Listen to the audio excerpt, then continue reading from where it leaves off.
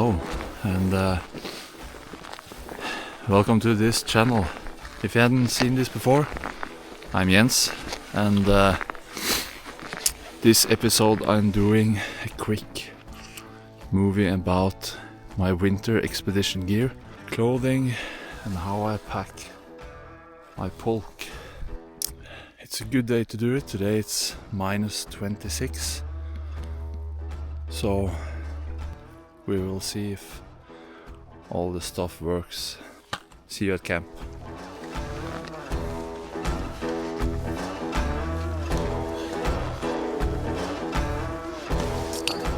It's my first time out on ski this year, and there's a lot of things I forget about how to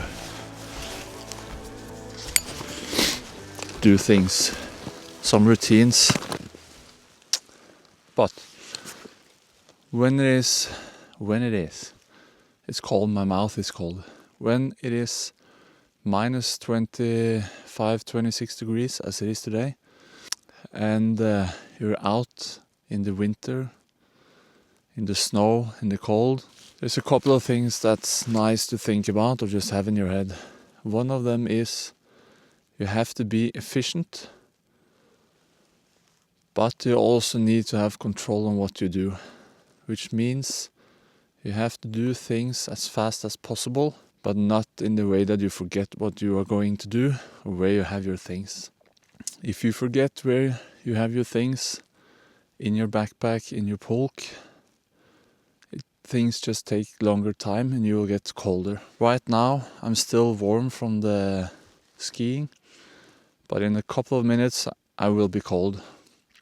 So I will change now into something thicker, wool, big down jacket, and then I will systematically go through my equipment, mostly clothing and kitchen equipment, some snacks, and my sleeping system.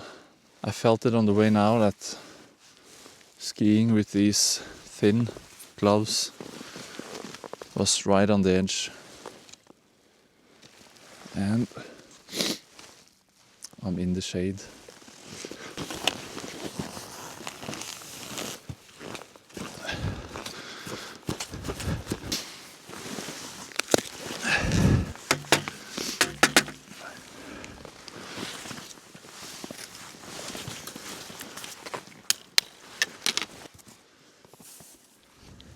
First thing that's very important all year actually, but also especially in the winter, is to have my dry kit in here. It's kind of full right now, I should have a bigger bag, but inside here I have all my warm wool and some down clothing. On the top, the first thing I grab is the first thing I'm going to wear.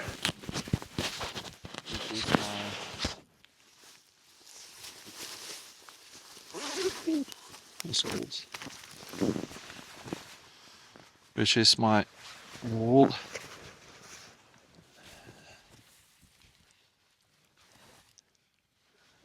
sweater.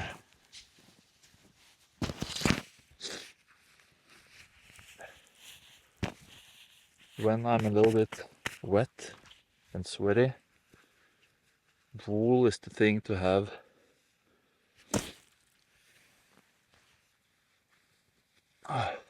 On side. Yeah, wool is the thing to have on your body. You don't want down. Maybe synthetic, but for me, a thick wool jacket.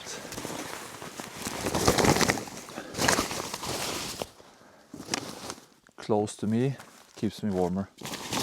Then I have my wool pants, which actually I do not use quite often because I think it's a hassle to take off your pants, to take all on new pants. Synthetic shoes to have inside the tent or around base camp. Thick wool socks, thicker than the one that I walk with. These are mostly for rest If I come to an area and know I'm going to stay here for a while, if I know I'm going to stay still, I do all my preparations. I set up tent, I put on clothing, I organize my equipment, and then while I'm still warm, I usually change to a thicker pair of socks just to keep my feet warm, or warmer. I have my synthetic pants, which can be opened on the side.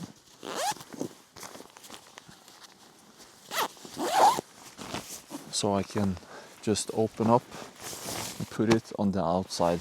I will talk more about this later. I've used synthetic because it handles moisture better than down, and I'm not as afraid that it's gonna be moist or wet during my activities.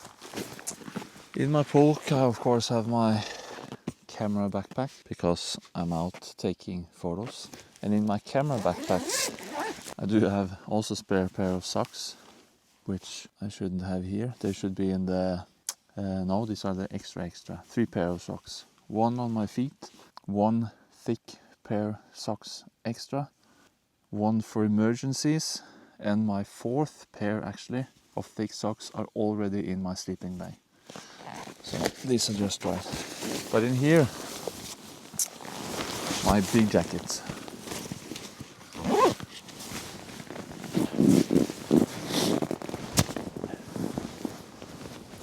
And in my big jacket, I have a system. Oh, much better. And of course the sun helps. Okay, so in my big jacket, or my warmest jacket, I have my warmest extra items. So in my pockets in the front, I already have my warmest gloves, thickest gloves, and I also have my warm hat. Now, when there's no more ice on this one, it's even nicer just to put this on top and just be warmer and more windproof. It also protects your cheeks a little bit. Maybe not the most fashionable, but it works.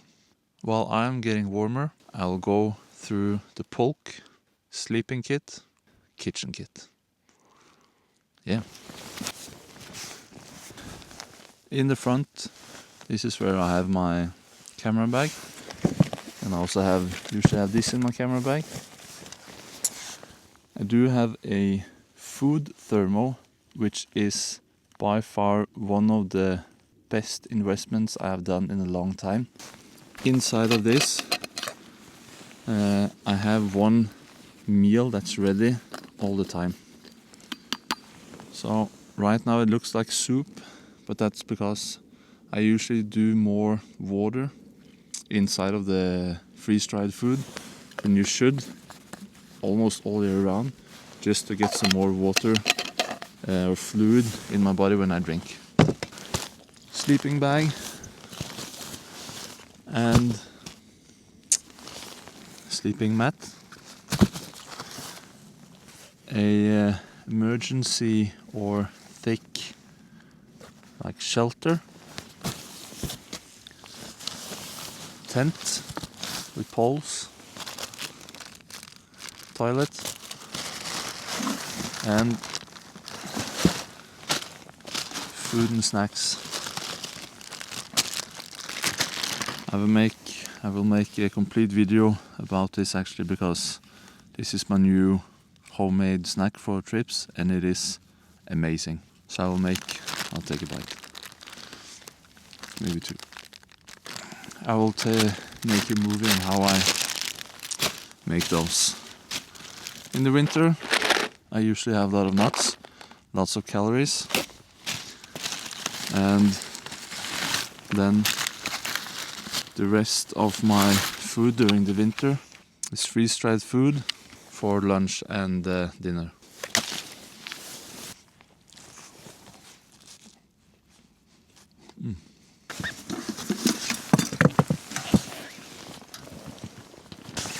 my kitchen or winter expedition kitchen set. It's some little bit homemade and something bought. I have to say, the way I do it is not the most recommended way of doing this, because if there's a fuel leak, you can have a problem. But I've never had a fuel leak, and I don't want one. But by doing this, I have taken one very lightweight titanium, what is this called? Casserole? You call it a casserole. You know what I mean. You see what it is. So one very lightweight casserole. Yeah, easy. It's a wooden board from Firebuddy. It's a Norwegian company. And in here I have mounted the MSR XRG, I think it's called. Yeah, I'll write it below. With this, there's a constant windscreen, and it also holds my other casserole, which will be the name from now, in place. So again, if there's a fuel leak here, if my poke turns upside down and something bad happens, this will get fuel inside of it, and I don't really have a way to, well, I do have, I need to wash this properly with warm water and snow. That's what I have, but it hasn't happened. I don't think it will happen. Everything here is very tight, nice and tidy. So by doing this and having this over, it doesn't take up a lot of space. It's very convenient, it's very easy to use, and I like this a lot. So that's my kitchen. One thing that is important to remember is your little thing to hold warm things. I say that because I have forgotten that too many times. Okay, sleeping system. My sleeping system is 1, 2, 3, 4, 5 different items when I'm out in the winter and it's cold. I will show you how I do it. There are people who say that it's the incorrect way because you need to change the way of the position in the layers. You do you, I do me. This is what works for me. This is what I've been doing the last 15 years. So personally, that's what I do. I will start with this fjellduk. It's called a fjellduk in Norwegian. Mountain blanket in English is not a correct way of saying it. This one is nice. So in here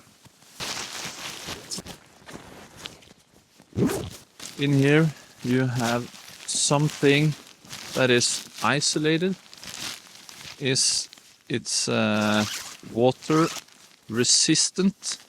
It's not waterproof. For me, I use this as a floor and a way to regulate temperature during my sleep. That's what I'm trying to say.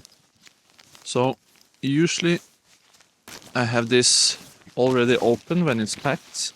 And the way I use it, this goes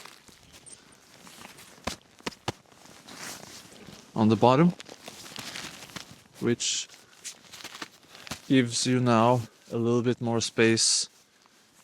Imagine this is inside a tent, right? I'm not doing this inside a tent because this is more easier. But I also slept without a tent like this many times.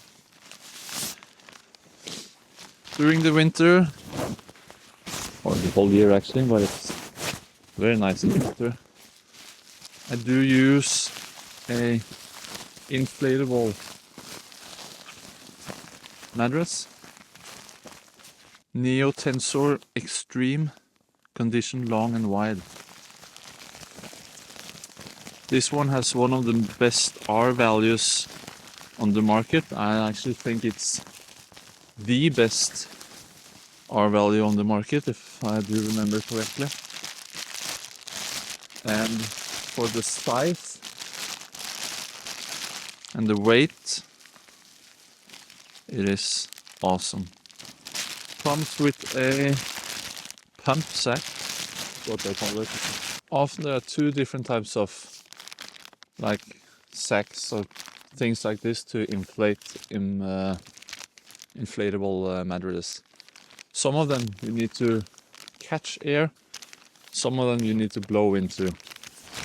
This one is one of those you need to blow into. Not a huge fan because my breath contains moist, and when I blow into this pump sack and take that moist into the mattress, I'm not afraid of moist inside of the mattress, but because it's not down, it's not synthetic, it's only metal that's reflecting everywhere, so moist in there, it's not that dangerous. But I don't like it when this sack gets all stiff just because of moist during the winter. I think usually I use around 8 bags.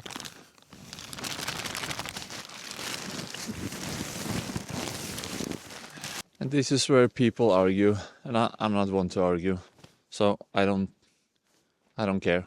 But for me,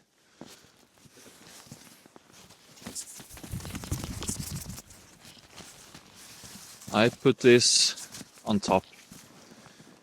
And the reason why I put my foam on top is because no matter what you say, this is air, and air is cold. So we have some isolation from the ground, but the cold will still hit the air and get colder and move up towards my body. This means that I have cold air in here, and then I need to have my foam mattress between the cold air and my sleeping bag to be warmer. Some lay like this because they say that if you have the foam on the bottom, the cold will not come up, the air won't get cold, and then you'll be warmer because you have more isolation directly towards the ground. I just disagree. I have always been warmer like this. I also see why it's nice to have this big mountain blanket, because now you can put things on the side, you can have your clothing, you can have a lot of things. Okay, I always have my top on the top, and inside my sleeping system I have my liner, sleeping liner. This down bag goes down to -22. With this you might have -25, 26. In here I have this is my big secret. I'm revealing my big secret for a good nights of sleep. This is for a pillow, and it has a zip. So for me, when I'm going to sleep, the last thing I take off is my down jacket.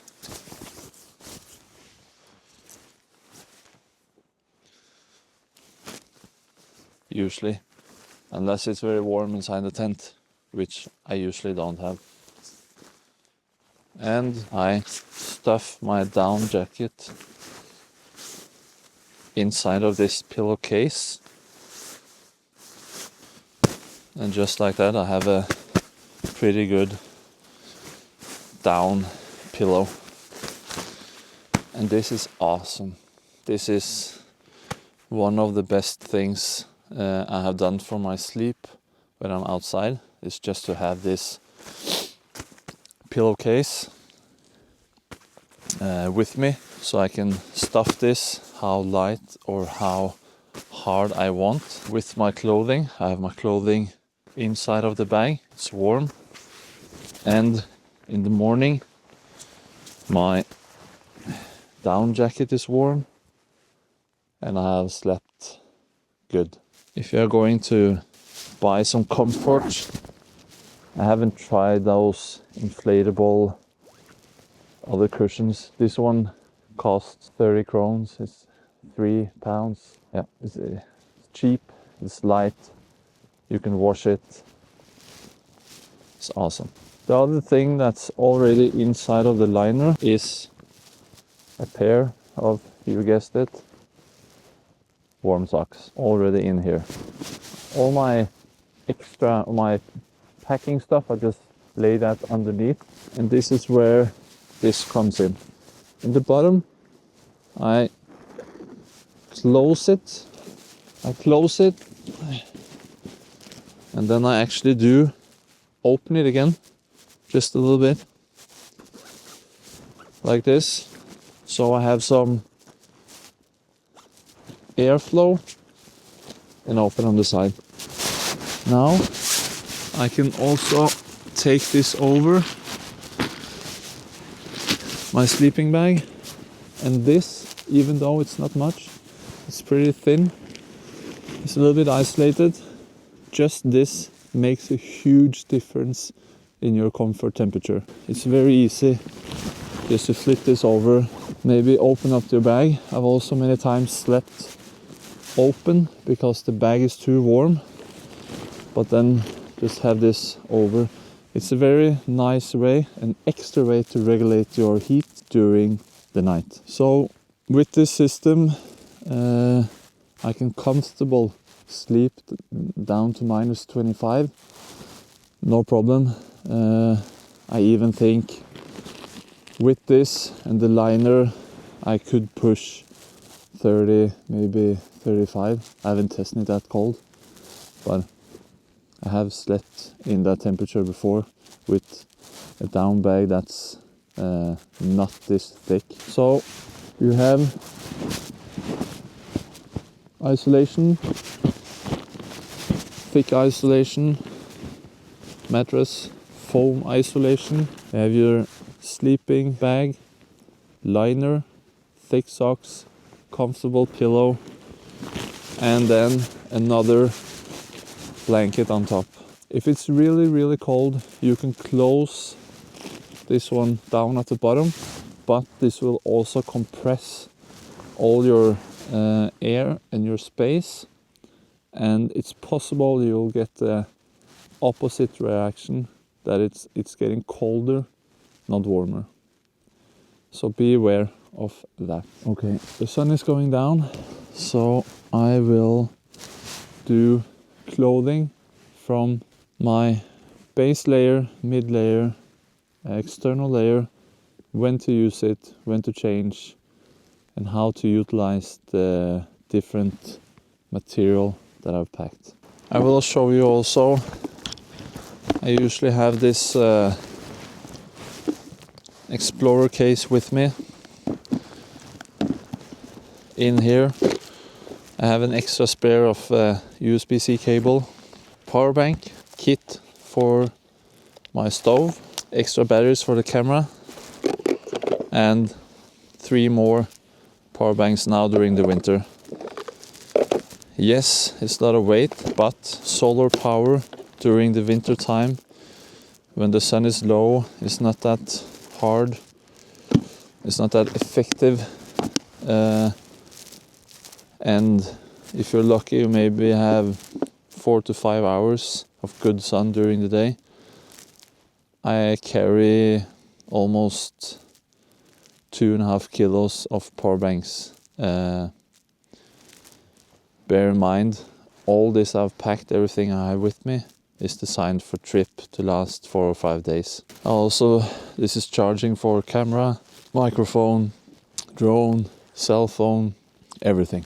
So a lot of power banks. Once we hit March maybe, and we have a little bit more sun during the day, the sun has more power, I can reduce some power banks and bring a panel, solar panel. Then I can bring a solar panel and I can get some juice from that.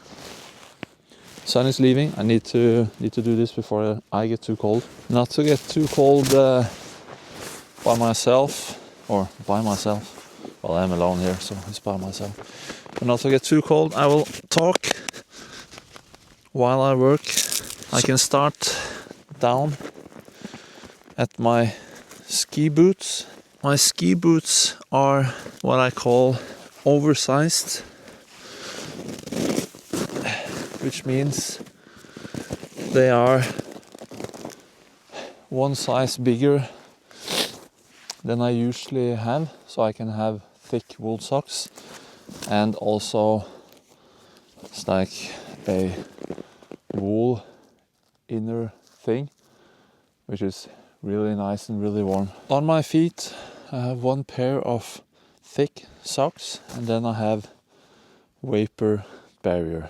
For me, this is essential for being warm in winter conditions, because if you sweat from your feet, which you usually do, the sweat and the moist will come into the sock and it will transfer into the wool that's in your shoes, and lastly into your shoes. If your shoes get moist from the inside and outside, your shoe will freeze, and that's no fun. So the vapor barrier just stops that from happening. Check, 1, 2, okay, we have sound. Everything starts with a base layer. I use fully wool. This one is from Aklima. I will write everything down as I always do. Wool socks with the vapor barrier and a thin pair of wool gloves. That's my start. Around my neck I have a thin merino wool buff, and around my neck I have my head torch. You'll get used to it. It's a little bit strange in the start, but it will keep it warm in almost all conditions. Then you have your pants, which during the winter it doesn't need to be hard shell, but it needs to be windproof. It needs to be windproof. If it's minus 24, 25 or 30 degrees and you have a 10 meter per second wind, the effective chill factor is below 40. It is extremely cold. So when you move, there's a thing called start bold, be cold. So no matter how cold it is, I am a warm person. I start to sweat easy when I do exercises like this. I have my jacket,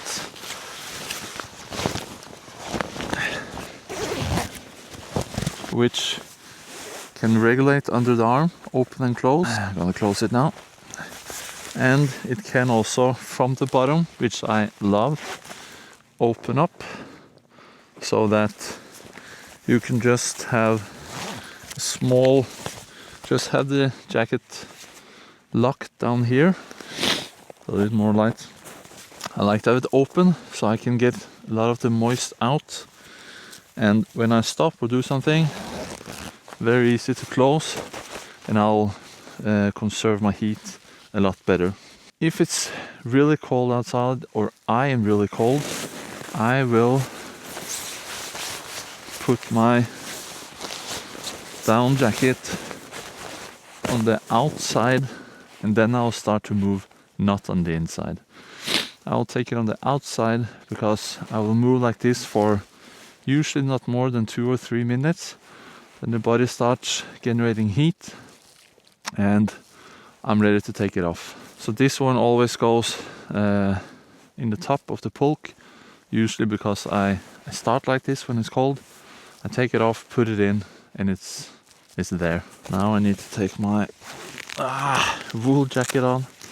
When the sun disappears like this, it's so cold so quick. is extreme.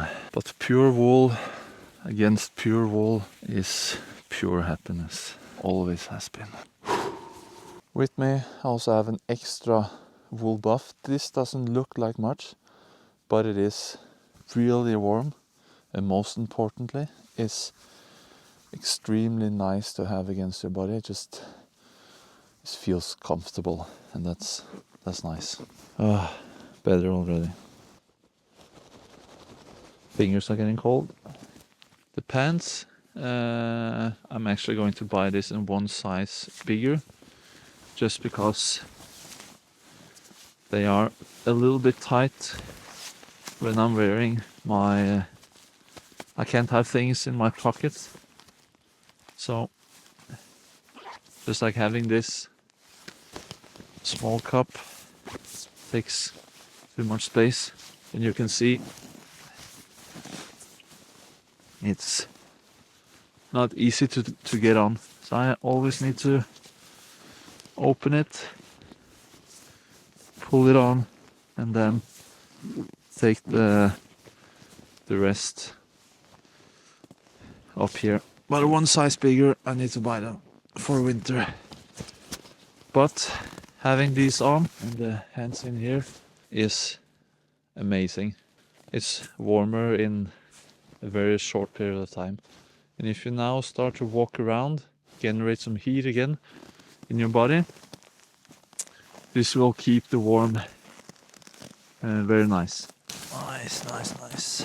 One thing I'm going to say, if you're going to buy a pair of, call it over pants like this, synthetic, there's no reason to buy full length, not during the winter, not if you use big ski boots like I do, because down here there's no room, so you can just buy those, I think it's 3/4 or something, that goes from top down to the middle of your shin.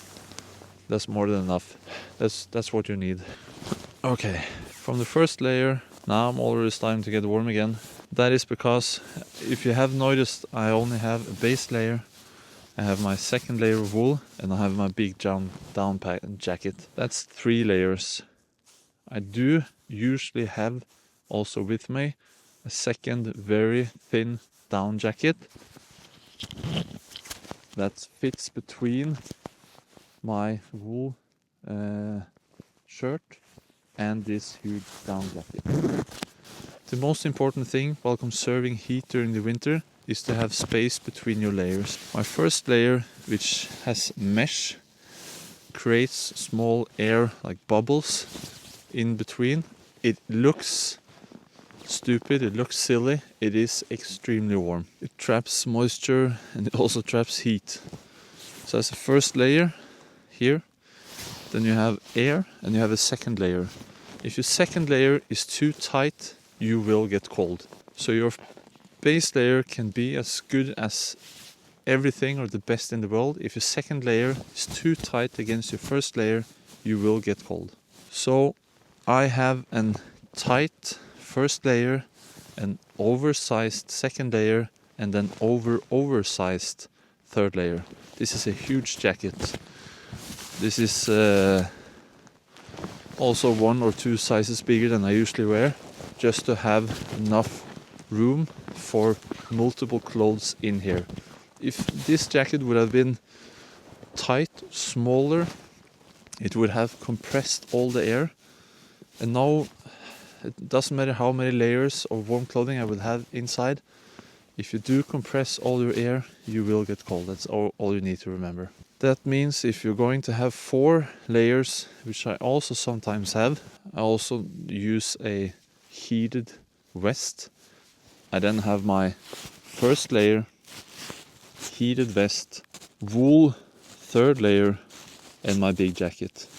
Because I want the heat next to or as close as possible to my skin, and then I want to trap all the heat with the wool sweater and the down jacket. If there's any questions at all based on layers and heat, just ask below. And one thing that's usually forgotten during the winter is the hood. Standing like this over time, you generate heat from your body. Heat goes upwards, it hits some place in your neck. That's also why I wear a thick or a thin buff to try to trap all the heat. But once you have done like this, the heat will move up in your hood and move around your face and your head before it leaves again. So a hood is an easy way to feel warmer around your ears and your head when it's cold. Now I will give an example of what's too tight. You can see everything is just stiff. This now gives me an extra protective layer from the wind and the elements, but I already feel I'm getting colder on my arms. So this is an example of just everything is just tight, and that's a bad thing. So now I'm putting more clothes on, but I'm getting colder. Already better. Nice. I will talk 2 minutes about what to sleep with. For me, I usually use a fresh pair of socks that is dry, and I put my moist socks underneath my base layer on my stomach, where I dry them during the night. I sleep in my base layer if I need to, some thin wool gloves. I always sleep with a buff and my beanie or something on my head, always when it's winter. If you're getting colder, it's better to take the down jacket out of the pillowcase, put that around your feet. You can close your jacket and put it on the outside of your feet. Then you will have generated another sleeping bag outside of everything else. Try not to take many things in your sleeping bag, because things, if it's clothing or, well, everything, just steals your heat. If you are a cold sleeper and you want something warmer, you can take a Nalgene bottle, you can pour water in it. Try not to be boiling, because then you will burn yourself, but 60-70 degrees is nice. Put that in the sleeping bag 15 minutes before you're going to sleep. Your sleeping bag is now warmer, and you can also have this close to your body. Wrap yourself around it, and it feels cozy, and it will keep you warm for the next couple of hours. I think that is everything, actually. Clothing, layers, air, sleeping system, how, when, and to use clothing, kitchen system, why and how, camera, battery, bag, some food and snacks. I'll do another on the food and the snack. I think that's all, actually. Again, if there's any questions at all on winter clothing, equipment, and stuff like that, I'm always open for conversations. It's something I am eager and I like to talk about. Absolutely. Enjoy the cold, enjoy the winter, be safe, be safe. One thing I always carry with me, thing like this, to wave in the helicopters when I am tired and I don't want to go home. Be safe, don't do anything stupid. If you are going to test the vapor barrier for a first time, do not do that over a long period if you haven't tested it before. If you use vapor barriers, it's very important that you know what you're doing. You have to test it first, and you have to air your feet. You have to let them dry out in the air, and it's cold. But you need to do it. If not, you'll get moist, and then you can ruin your feet. If you use the vapor barriers wrong, that is actually a very scary thing for your feet. If you can make it work, it's heaven. But if you do it wrong, it's going to be hell. So I recommend it 100%, but test it before you use it for you know what I mean. Be safe. That being said, goodbye from here, and see you in the next one.